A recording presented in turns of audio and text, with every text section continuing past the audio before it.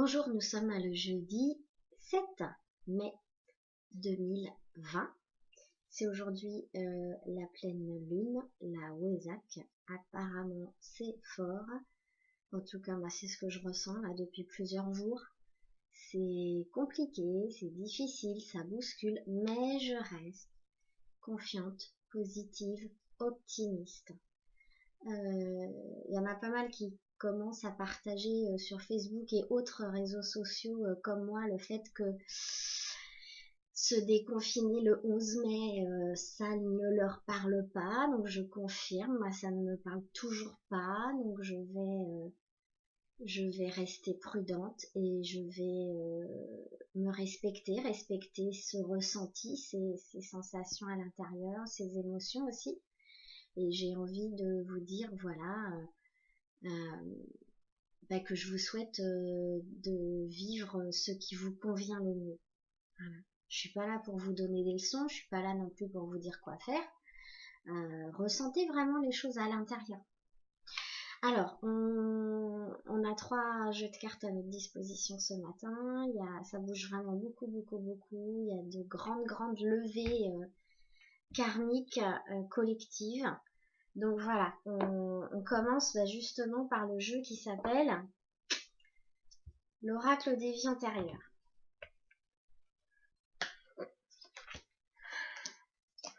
Ah, merci.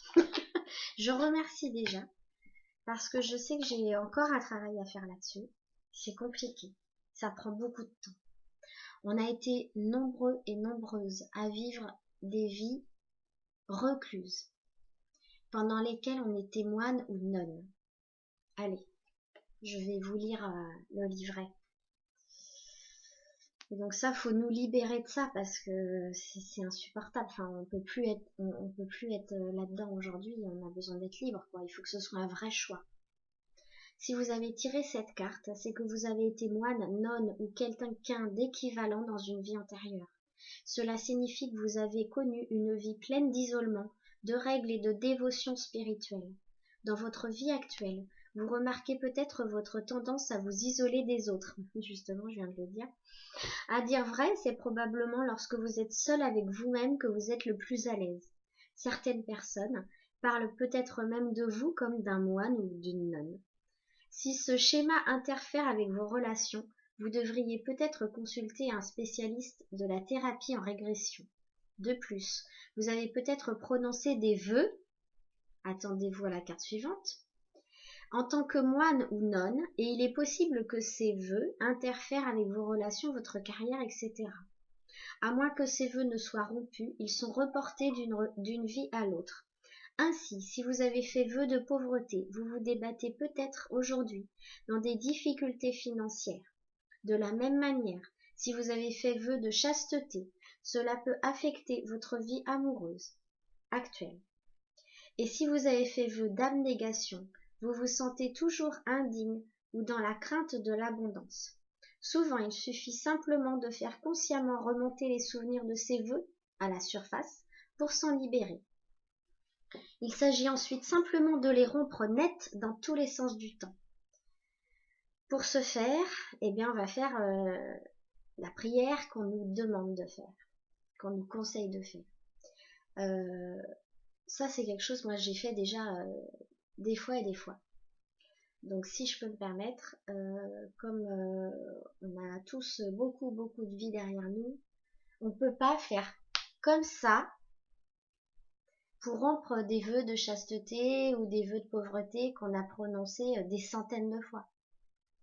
Ça se passe pas comme ça, c'est pas possible, parce que il faut être prêt aussi à libérer tout ça.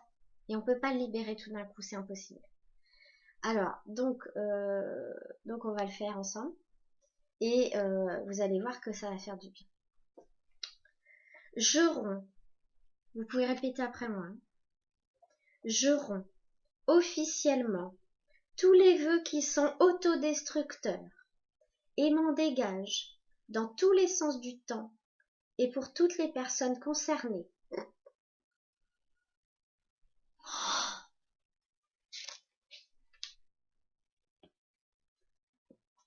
La carte suivante. Vous comprenez? Donc on est bien là-dedans. On va lire le livret sur les vœux, parce qu'il y a sûrement encore autre chose à dégager. Vous avez tiré cette carte parce que les vœux que vous avez prononcés dans les vies antérieures vous bloquent dans votre vie actuelle. Vous étiez très probablement un moine ou une religieuse lorsque vous avez prononcé ces vœux, et ceux-ci continuent à vous hanter. Des exemples courants sont le vœu de pauvreté ou celui d'abnégation, qui peuvent bloquer votre flot d'abondance, le vœu de chasteté, qui peut inhiber votre vie amoureuse ou sexuelle aujourd'hui, ou le vœu d'autopunition, qui peut vous amener à vous saborder ou à vous blesser. Tant que ces vœux ne sont pas rompus, ils peuvent vous affecter à travers le temps. Par chance, ils sont très faciles à défaire. Il suffit de dire fermement. Écoutez bien et vous pouvez répéter soit mentalement, soit après moi. Je souhaite rompre tous les vœux qui me bloquent dans ma vie actuelle. Je demande que tous les aspects des vœux douloureux soient à présent et pour toujours défaits dans tous les sens du temps et pour toutes les personnes concernées.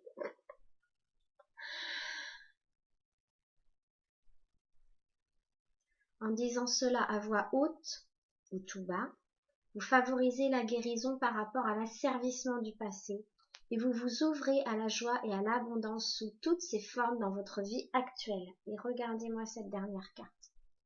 La sagesse. Donc on finit sur une note positive. Cette carte indique que vous avez une énorme dose de sagesse et de connaissances qui proviennent de vies antérieures et cherchent à refaire surface aujourd'hui. Même si vous ne vous êtes jamais particulièrement vu sous cet angle, cette carte indique que vous avez tiré des leçons et découvert des informations importantes qui vous serviront et serviront à d'autres si vous les ravivez maintenant. Cette carte peut indiquer qu'il est temps pour vous de retourner à l'école ou de poursuivre votre éducation, d'une manière ou d'une autre. C'est peut-être même le signe d'un changement d'orientation professionnelle.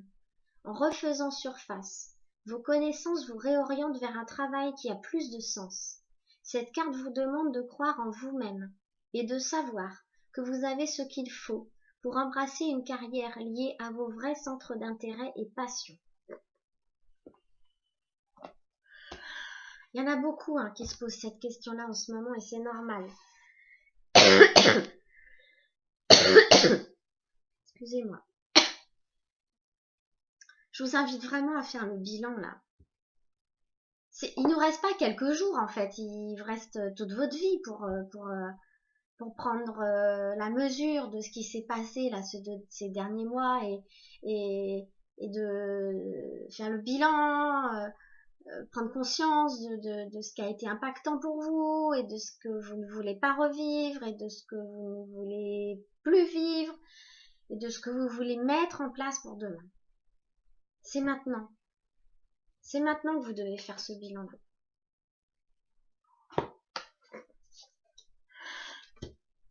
Et on n'est pas tout seul. Alors on n'est pas tout seul. Dieu est avec vous et Dieu vous aime. Voilà ce que dit cette carte.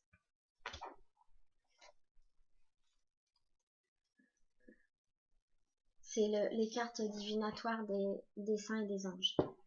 Dieu est amour et Dieu est partout. Par conséquent, l'attention divine enveloppe, guérit et soutient cette situation. La réponse à votre question est tout simplement l'amour.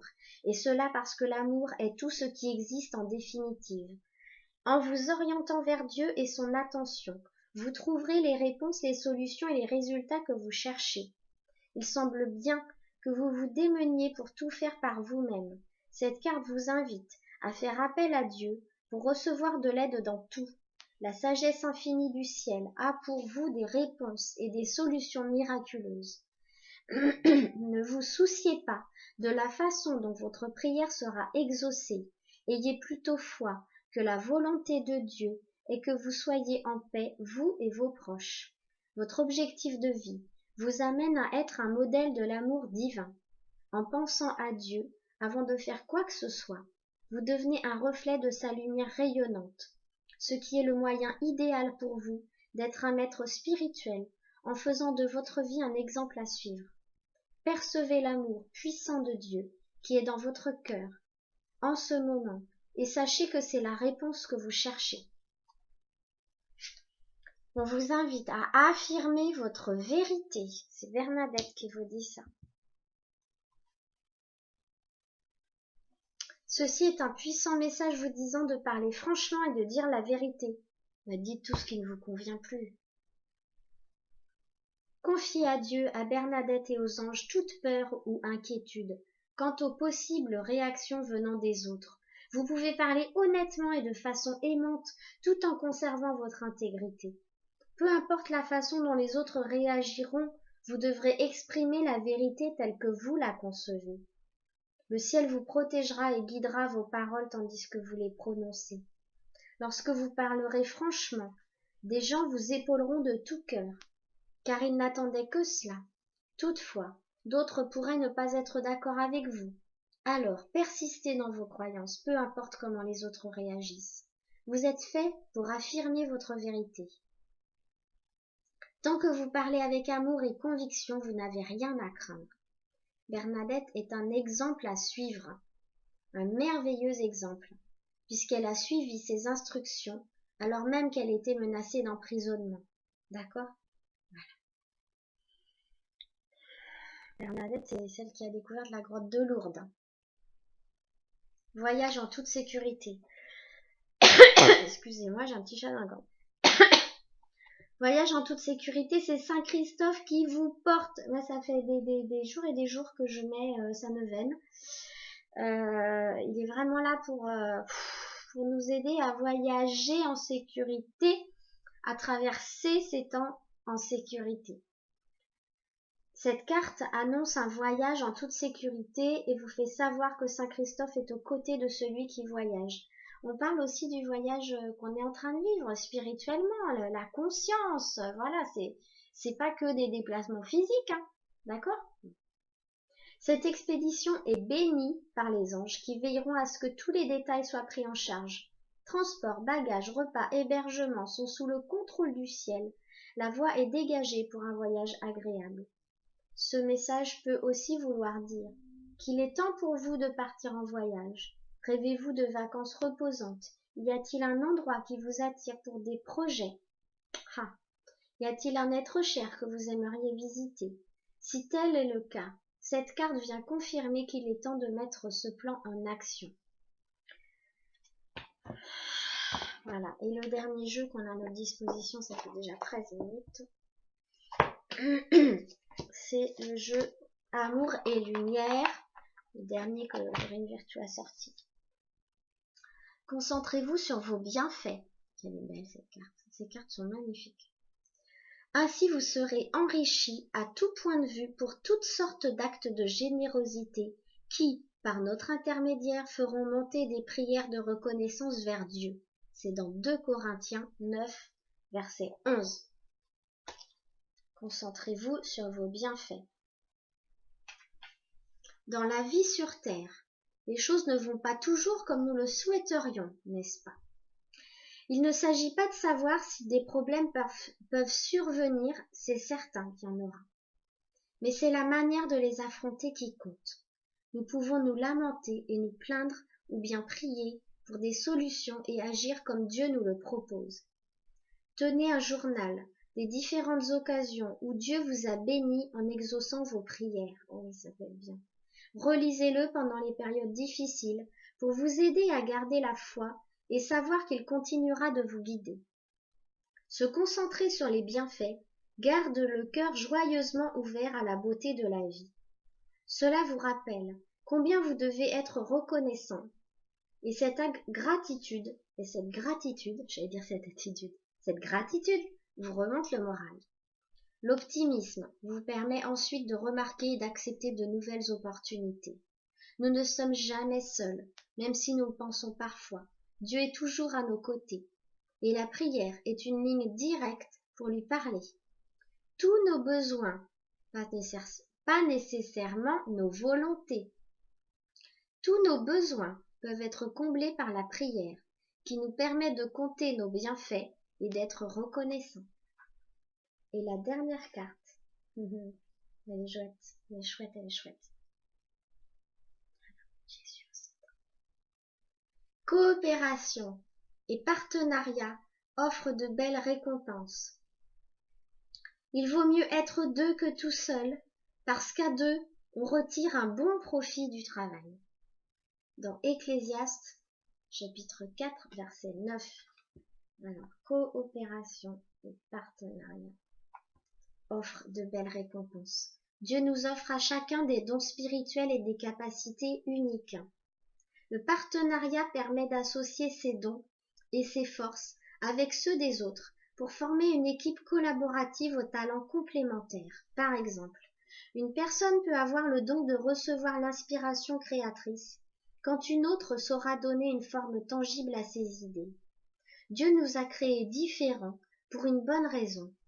Nous devenons plus forts quand nous travaillons ensemble pour accomplir une tâche, et c'est également vrai quand nous prions en groupe. Seuls nous nous sentons parfois dépassés.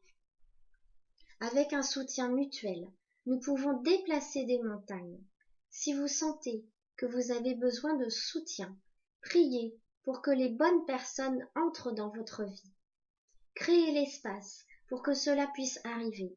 Par exemple, en faisant du bénévolat, en rejoignant une église, une paroisse, un atelier, un club, une association. Vous rencontrerez ainsi des gens aux idées communes pour sympathiser et monter des projets coopératifs. Je vous remercie pour votre attention et puis je vous dis à très bientôt. Passez un prochain week-end de 3 jours, peut-être pas avec le soleil, c'est pas ce qui est prévu, mais en tout cas encore et encore une intériorisation nécessaire et tellement belle parce qu'elle va porter des fruits. Je vous dis à très bientôt.